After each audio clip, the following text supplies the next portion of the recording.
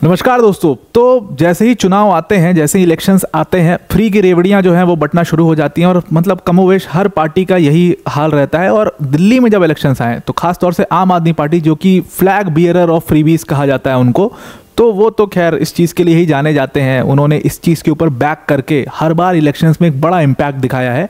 और जो उनका कोर वोटर है, जो कि मतलब पूरी तरीके से उनकी जो स्कीम्स हैं उसको समझता है, उसका फ़ायदा उनको मिलता है, वो उनको जाकर के वोट देते हैं। बहुत सिंपल सी टेक्निक है आम आदमी पार्टी की। दिल्ली के इलेक्शंस के जब आते हैं तो वो ऐसे फ्रीबीज के अनाउंसमेंट करते हैं।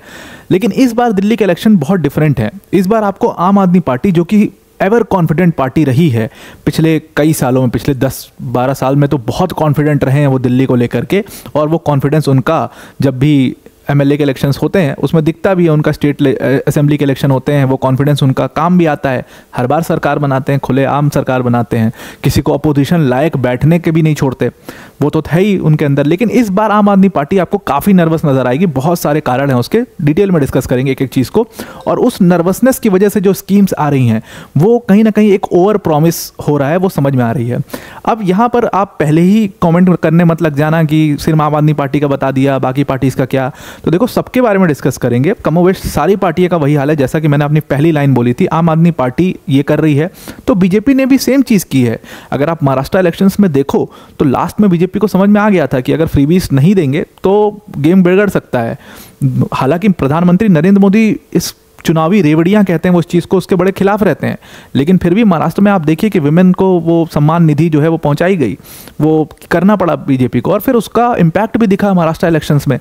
और वही इम्पैक्ट आपको दिल्ली में भी दिखता है। तो दिल्ली में आम आदमी पार्टी नर्वस क्यों है, इसके ऊपर डिस्कशन डिटेल में करते हैं। देखो, सबसे पहले तो नर्वसनेस उनकी किस चीज़ से दिखती है कि एकदम इलेक्शन अनाउंस होने के बाद और मॉडल कोड ऑफ कंडक्ट लगने के पहले उन्होंने बहुत बड़ी बड़ी अनाउंसमेंट और बहुत बड़े बड़े वादे कर दिए। आतिशी जी ने तो ये भी कह दिया कि मतलब आपकी जो पूरे मीटर में वो पड़ा हुआ है वो सब कुछ फ्री कर देंगे, पानी का सप्लाई फ्री कर देंगे, मतलब ऐसे वादे कर दिए। हालांकि उन्होंने कोई इसके बाद एक जगह पर उन्होंने बोला था असेंबली में, एक जगह पर उन्होंने बोला था, लेकिन उसके बाद उसके ऊपर पार्टी ने उससे बैक ऑफ कर लिया। वैसे ही अब अरविंद केजरीवाल जी ने बड़ा अनाउंसमेंट किया यहाँ पर। उन्होंने कहा है कि हर विमेन को, मतलब जो भी एलिजिबल होंगी विमेंस, उनको 1000 रुपये दिया जाएगा। तो कुछ विमेंस ने कहा कि 1000 रुपये तो जब मतलब इन्फ्लेशन सब लगा दो तो बहुत कम हो जाता है। तो अरविंद केजरीवाल ने कहा कोई दिक्कत नहीं है जी, हम 2100 रुपये दे देंगे आपको, ये अमाउंट डबल कर देंगे, 2100 रुपये दे देंगे, और इसके ऊपर काम भी चल रहा है। अब ये जो अनाउंसमेंट तो उन्होंने कर दी है कि हम आपको दे देंगे, लेकिन ये देंगे कैसे, पैसा आएगा कहाँ से, और ये देंगे कैसे जब इलेक्शंस अनाउंस हो चुके हैं, मॉडल कोड ऑफ कंडक्ट लग जाएगा। तो उनको बहुत अच्छे से पता है कि अभी अनाउंसमेंट करी है और आने वाले 10 दिनों में मॉडल कोड ऑफ कंडक्ट लग जाएगा, यानी कि जिसको आचार संहिता कहते हैं वो लग जाएगा। तो ये पैसे स्टक हो जाएंगे, देने नहीं पड़ेंगे। तो एग्जैक्टली ये पैसे जाएंगे कब विमेंस के पास? एग्जैक्टली ये पैसे इलेक्शंस के बाद जाएंगे, अगर आम आदमी पार्टी, और इलेक्शंस के बाद अगर आम आदमी पार्टी की सरकार आती है तो देखेंगे फिर। और अगर आम आदमी पार्टी की सरकार नहीं आती फिर बात ही खत्म। हालांकि चांसेस तो बहुत है आम आदमी पार्टी की सरकार आ जाएगी वहां पर, क्योंकि अगर आप इतिहास देखो, हाँ जरूर एंटी इनकम्बेंसी जरूर काम करेगी, लेकिन अगर आप इतिहास देखो तो फ्रीबीज के ऊपर जो बैक किया है आम आदमी पार्टी ने, उससे उनको काफ़ी वोट मिले हैं। इलेक्ट्रिसिटी फ्री करने का बड़ा इम्पैक्ट दिखता है। उसके बाद अगर आप देखो तो उन्होंने कई जगह पर पानी फ्री किए हैं, वो भी, उसका भी बड़ा इम्पैक्ट दिखता है। और फिर अब ये वुमेंस को जो स्पेशल जो बस की सेवा फ्री कर दी है वुमेंस के लिए, उसका इम्पैक्ट दिखा। और लोग वोकल भी हैं वुमेन आकर के इस चीज़ के ऊपर, कैमरे पर और हर जगह पर आप देखो कि बोलती भी हैं इस चीज़ को कि हम तो जी आम आदमी पार्टी को इसलिए वोट देते हैं क्योंकि उन्होंने हमें ये दिया है। बहुत सिंपल सा लॉजिक है। तो उन्होंने इसको अनाउंस तो कर दिया, लेकिन समझदारी इसमें ये की कि 10-15 दिन बाद मॉडल कोड ऑफ कंडक्ट जैसे ही लागू होगा तो ये पैसा इलेक्शंस के बाद उनको देना पड़ेगा। अब ये अनाउंसमेंट करने का जो उन्होंने डिसीजन लिया वो बिल्कुल लास्ट मोमेंट पर लिया। बहुत लोग कह रहे थे कि ये एक तरीके का मास्टर स्ट्रोक खेलने की कोशिश है अरविंद केजरीवाल जी की। बीजेपी ने इसके ऊपर पलटवार भी किया। बीजेपी ने कहा कि इसी तरीके का एक सिमिलर प्रॉमिस उन्होंने पंजाब में किया था। पंजाब इलेक्शंस में भी उन्होंने यही प्रॉमिस किया था कि ये कुछ अमाउंट है, ये सारी विमेंस के अकाउंट में भेजे जाएंगे जो भी एलिजिबल होंगी विमेंस। लेकिन अभी तक वो स्कीम जो है वो लागू नहीं हुई है, विमेंस के अकाउंट में पैसा पहुंचा नहीं है। तो बीजेपी ने पलटवार ये किया कि जी आपने जब पंजाब में नहीं किया तो फिर आप दिल्ली में कैसे करोगे। इसका मतलब साफ है कि बस आप ये प्रोमिसेस, फेक प्रोमिसेस करके वोट गार्नर करने की कोशिश कर रहे हो यहाँ पर। अब सबसे बड़ा सवाल है कि ये पैसा आएगा कहाँ से। तो एग्जैक्टली ये पैसा आएगा महिला सम्मान योजना से। महिला सम्मान योजना के ऊपर आम आदमी पार्टी इस बार सबसे ज़्यादा बैक कर रही है और उनका कोर वोटर जो रहा है वो फीमेल वोट बैंक रहा है आम आदमी पार्टी का लंबे समय से। क्यों रहा है? अगर आप फीमेल वोटर्स की पावर देखोगे तो ये पावर आपको महाराष्ट्र इलेक्शंस में दिखाई दी, विमेंस बाहर आई, उन्होंने वोट किया। हरियाणा इलेक्शंस में बड़े तादाद में ये पावर काम आई, दिखाई दिया। तो ये जो पावर है ना विमेंस की, ये साफ साफ दिखाई दे रही है। बहुत सारे इलेक्शंस में विमेंस ने बहुत अच्छे तरीके से वोट दे करके, और वोटिंग परसेंटेज भी उनका ज़्यादा है, तो इस वजह से बहुत बड़ा इम्पैक्ट डाल देती हैं। ये चीज़ जो है वो अरविंद केजरीवाल जी बहुत अच्छे से समझते हैं और इसीलिए मैं उनको कहता भी, वेरी शार्प पॉलिटिशियन। वो मतलब कुछ बहुत चीज़ों को लेकर के बहुत शार्प हैं और वो अभी आपको आगे दिखेगा क्यों शार्प हैं और किस तरीके से वो गेम खेलने की कोशिश करते हैं लास्ट मोमेंट पर। तो यहाँ पर महिला सम्मान योजना के लिए 2000 करोड़ अलग से उन लोगों ने रख दिए हैं और इसके ऊपर वो पूरी तरीके से बैक कर रहे हैं 2024-25 के बजट के लिए कि ये जो महिला सम्मान योजना है ये इनको बहुत सारे वोट ला करके देगा। और वैसे भी आम आदमी पार्टी का जो कोर वोटर रहा है वो यही फीमेल वोट बैंक रहा है। इवन ऑटो चालक जो हैं दिल्ली के अंदर वो भी आम आदमी पार्टी के कोर वोटर रहे हैं। इसलिए आप देखो वो अनाउंसमेंट्स उनके लिए की गई हैं कि कैसे लोन्स जो है उनके लिए इजी कर दिए जाएंगे, इंटरेस्ट जो है वो कम कर दिए जाएंगे, तमाम डिफरेंट तरीके के उनके लिए भी जो अलग से ऑटो चालकों को एड्रेस करके वो अनाउंसमेंट्स किए गए हैं। तो ये एक तरीके से आम आदमी पार्टी के कोर वोटर्स हैं और इसीलिए अरविंद केजरीवाल ने ये बड़ा अनाउंसमेंट किया है। अब ये पैसा जो है इसके ऊपर बहुत टिप्पणी, फ्रीबीज के ऊपर बहुत सारी टिप्पणी करी जा चुकी हैं। जैसे दिल्ली हाईकोर्ट का एक डिसीजन था जिसमें दिल्ली हाईकोर्ट ने साफ कहा था कि ये जो दिल्ली की गवर्नमेंट है ये सिर्फ फ्रीबीज के ऊपर खर्चा करती है और वो इंफ्रास्ट्रक्चर के ऊपर उतना जितना खर्चा होना चाहिए उतना वो खर्चा नहीं कर रहे हैं। ये उन्होंने दिल्ली हाईकोर्ट ने कहा था। अब ये एग्जैक्टली जो ये दिल्ली हाईकोर्ट का स्टेटमेंट है इसका मतलब क्या है, इसका मतलब आपको समझ में आएगा। अब देखो क्या होता है ना कि जब हम इंफ्रास्ट्रक्चर के ऊपर खर्चा करते हैं तो इंफ्रास्ट्रक्चर के ऊपर खर्चा करने से आपको रेवेन्यू जनरेट होता है। अब दिल्ली कभी क्वेश्चन में इसलिए नहीं आया, कांग्रेस की जब पिछले बार पहले से सरकार थी, जब शीला दीक्षित जी का टाइम हुआ करता था, या उसके बाद अरविंद केजरीवाल जी की भी जो एक पहली बार सरकार आई, दूसरी बार आई, तब तक क्या था कि दिल्ली जो है वो रेवेन्यू सरप्लस में रहता था। मतलब कि इनकम काफ़ी आती थी दिल्ली के पास। दुनिया मतलब पूरे देश भर से लोग जो हैं वो दिल्ली में आते थे छोटे मोटे व्यवसाय करने, सब कुछ करने, टैक्स पे करने, सब कुछ कर रहे थे वो लोग। तो मतलब दिल्ली के पास वो एक व्यवसाय का बहुत सारा जरिया था। तो income most of the states में आप देखोगे कि वो डेफिसिट में रहते हैं, लेकिन यहाँ पर दिल्ली इनकम सरप्लस में रहता था। लेकिन फ्रीबीज के डेंट की वजह से क्या हुआ है कि दिल्ली पिछले कुछ टाइम से उनका भी डेफिसिट हो गया और इसीलिए दिल्ली इस स्थिति में आ चुकी है अब कि अभी रिसेंटली क्या हुआ है कि दिल्ली ने 10,000 करोड़ का लोन मांगा। आपने एक खबर सुनी होगी कई जगह पर, मैं आपको इस पूरी खबर का इनसाइट समझाता हूँ कि इसका असर क्या पड़ता है, इसके मायने क्या हैं और ये 10,000 करोड़ का लोन लिया कहाँ से जाएगा। तो दिल्ली ने कहा कि भाई, दिल्ली गवर्नमेंट ने कहा कि 10,000 करोड़ का सेंटर से रिक्वेस्ट किया कि हमें लोन दे दो, और वो लोन कहाँ से लिया जाएगा, नेशनल स्मॉल सेविंग्स फंड से। और ये सब क्यों हो रहा है, ये सब फ्रीबीज की वजह से हो रहा है। अभी आपको समझ में आएगा। अब ये नेशनल स्मॉल सेविंग्स फंड क्या है पहले इसको समझ लेते हैं। इसको आसान भाषा में समझने के लिए आप ऐसा समझो जैसे हमारा हाउस होल्ड है, हमारा घर है, और घर में जैसे मान लो आपके फादर अर्न करते होंगे, आप कुछ अर्न करते हो, मैं अर्न करता हूँ, हम सेविंग्स करते हैं। तो हम सेविंग्स करने के लिए क्या करते हैं, हम स्मॉल सेविंग स्कीम्स में पैसे डालते हैं गवर्नमेंट की। जैसे पीपीएफ में पैसे डाल दिए, तो पीपीएफ में पैसे डाले तो उसमें क्योंकि, और हम अपने अकाउंट में सेविंग क्यों नहीं करते हैं भाई, अकाउंट में कोई कंट्रोल नहीं है, जब पैसा चाहिए अकाउंट में पड़ा है खर्चा कर दो। अब पीपीएफ वगैरह में डाल देने से क्या होता है कि एक लॉक इन पीरियड होता है कि भाई 3 साल से पहले आप नहीं निकाल सकते, 5 साल से पहले आप नहीं निकाल सकते। तो तमाम ऐसे पोस्टल डिपॉजिट स्कीम्स भी होती हैं। तो पोस्ट ऑफिस में पैसे कई लोग डालते हैं, कई लोग पीपीएफ में पैसे डालते हैं, इनको कहते हैं स्मॉल सेविंग स्कीम। तो हम अपने हाउस होल्ड से पैसा डालते हैं स्मॉल सेविंग स्कीम्स में गवर्नमेंट की डिफरेंट, और उससे हमें इंटरेस्ट भी मिलता है। और ये स्मॉल सेविंग स्कीम से पैसे कहाँ जाते हैं, ये स्मॉल सेविंग स्कीम से पैसे जाते हैं नेशनल स्मॉल सेविंग्स फंड में, जिसको हम NSSF कह देते हैं इस शॉर्ट फॉर्म में। तो ये NSSF जो होता है वो बेसिकली क्या होता है, एक पूल होता है सारे पब्लिक फंड का। जितना पब्लिक स्मॉल सेविंग स्कीम से पैसा डाल रही है वो जा रहा है NSSF में, और फिर सेंट्रल गवर्नमेंट और स्टेट गवर्नमेंट्स क्या करती हैं, इससे पैसा ड्रॉ करती हैं एज अ लोन। अब यहाँ पर आप समझना है कि ये जनरल वो पैसा एक्सपेंडिचर का तरीका नहीं है, ये एक तरीके का गवर्नमेंट यहाँ पर एक बैंकर की तरह काम करती है। जैसे बैंकर काम करता है ना, जैसे हम जाते हैं अपना पैसा बैंक में इन्वेस्ट कर, मतलब जमा करते हैं, सेव करते हैं, और बैंक उस पैसे को फिर किसी को लोन देता है, उससे इंटरेस्ट कमाता है, उसी से पूरा धंधा चल रहा है बैंक का। ठीक वैसा ही आप समझ लो कि गवर्नमेंट यहाँ पर एनएसएस को लेकर के करती है, वो यहाँ पर एक बैंकर का काम करती है।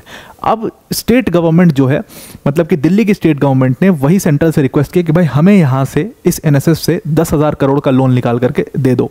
अब इसका इंटरेस्ट बहुत हाई होता है, क्योंकि ये बैंकर का काम कर रही है गवर्नमेंट, तो इंटरेस्ट पर दे रही है। और इसमें आप जो टी बिल जो आप निकालते हो, जैसे क्या होता है ना कि टी बिल जब आप इंट्रोड्यूस करते हो तो आगे चल करके बहुत सारा लोन जो है वो माफ़ हो जाता है उसके बदले में, और तमाम उसमें बहुत सारी टेक्निकलिटीज़ होती हैं। वो T bill state government introduce नहीं कर सकती है इस केस में। तो एनएसएस से जब आप पैसे निकाल रहे हो लोन पर, तो इसका मतलब आपको बहुत हाई इंटरेस्ट उसका पे करना पड़ेगा। और इसीलिए दिल्ली का जो फाइनेंस डिपार्टमेंट है, उसके जो प्रिंसिपल सेक्रेटरी, उन्होंने मना किया अरविंद केजरीवाल और उनकी गवर्नमेंट को कि भाई आप 10,000 करोड़ का लोन जो ये ले रहे हो ना, ये दिल्ली को भुगतना पड़ेगा। कब भुगतना पड़ेगा? 2030 2040 में, क्योंकि तब तक वो टाइम आते जो ये पैसा ले रहे हो उसके ऊपर जो इंटरेस्ट होगा वो बहुत ज़्यादा हो जाएगा। इसका प्रिंसिपल अमाउंट ही बिलियंस में पहुंच सकता है, मतलब ट्रिलियंस में पहुंच सकता है इसका प्रिंसिपल अमाउंट। तो आप ये लोन मत लीजिए, क्योंकि दिल्ली लगातार डेफिसिट में जाते जा रहा है। डेफिसिट का मतलब क्या है? ये लोन की ज़रूरत क्यों पड़ रही है दिल्ली को? अभी तक तो रेवेन्यू सरप्लस में थे, तो लोन की ज़रूरत नहीं होती।